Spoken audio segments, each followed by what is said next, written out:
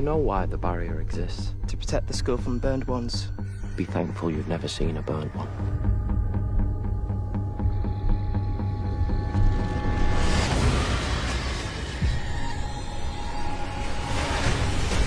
Lynn, they're after me. Episode 3 of Fate Winx Saga. This is yet another competent episode.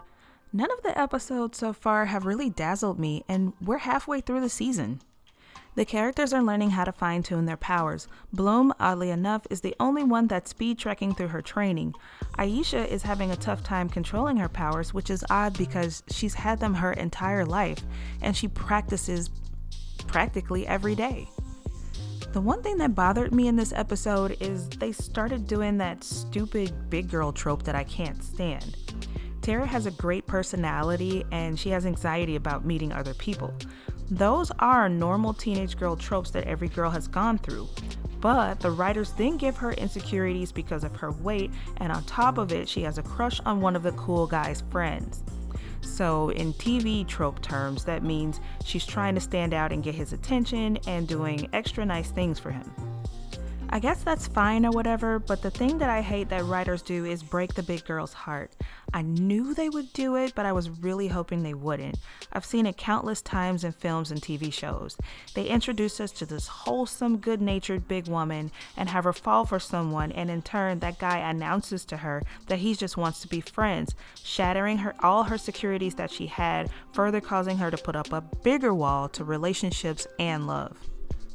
Just think about it. That would be the equivalent of saying Aisha is a black teenage girl that looks different from everyone. She has insecurities about the way she looks and how people perceive her, which also gives her anxiety.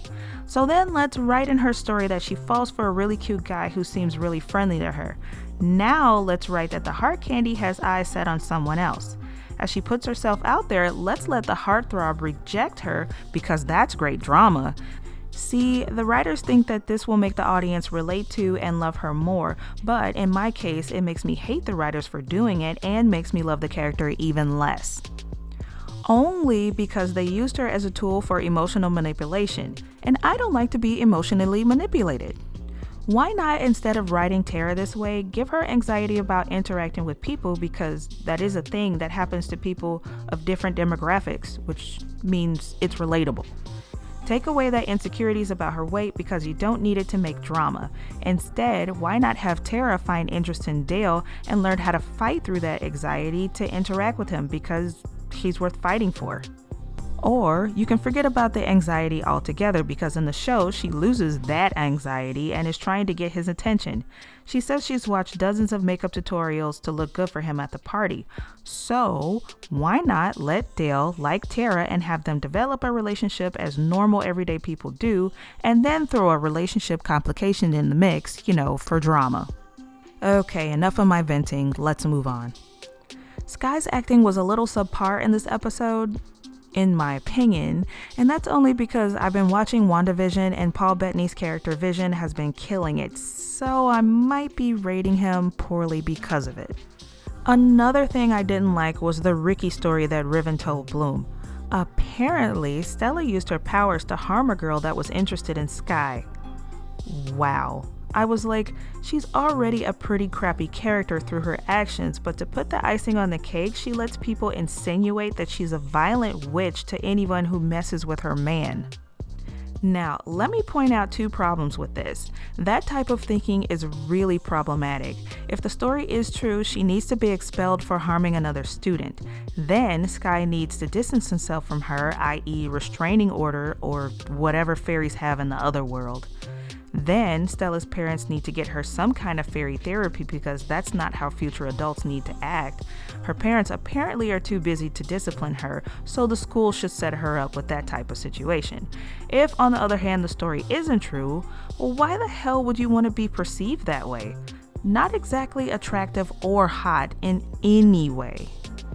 Anywho, Bloom's connection to the burned ones is confirmed with the added question of who is Rosalind? One thing that I did like is that the writers seem to be doing a throwback to old vampire lore. Now, I'm a bit of a vampire enthusiast, and I do remember the old folklore where if you were bitten by a vampire and found your original attacker and killed it, then you were cured. And then I read somewhere, Wikipedia, that the writers are new to the franchise and were scooped up from Vampire Diaries. And then I was like, now everything makes sense. Well, at least I'm glad they're bringing that back. Well, things are shaping up, and at least some of the questions I've had are getting answered. Enough of my ranting. This episode gets a 5 out of 10. Seems like the ratings are getting progressively worse as we go along. Whatever. Well, off to episode 4. See you there.